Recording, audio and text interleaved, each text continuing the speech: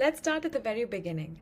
Even though social justice may seem really interesting as a concept, it's probably really vague and very broad as a concept for us to understand. Welcome to this course on social justice in the 21st century, and in this video we will discuss the meanings and histories of social justice so as to develop a stronger understanding of the term as we move through the rest of this course. As we begin this discussion on movements within social justice and where we can be located within them, it is important to note that there is no one universal definition of social justice. Theorists and writers in the realm of justice, from John Rawls, Amartya Sen, Iris Young, Bell Hooks, Paulo Freire to B.R. Ambedkar, have spoken about social justice within their work and have situated it in several theoretical frameworks. On the other hand, civil society leaders, grassroots organizations, and communities have also practiced social justice in various different ways and have foregrounded it in their own work. It is this interplay of theory and practice that we are concerned with and will rely on to develop our shared understanding of social justice. According to Iris Marianne Young, justice should refer not only to the distribution of resources, but also to the institutional conditions necessary for the development and exercise of individual capacities, collective communication, and cooperation.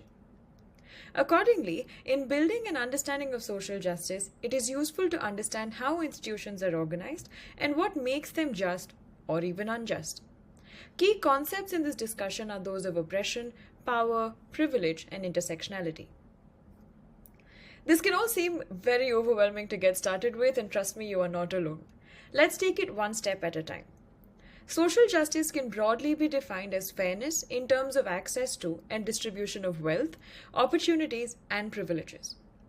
Social justice movements address inequity or a lack of fairness that results from socio-cultural inequality, which is propagated by uneven systems of power.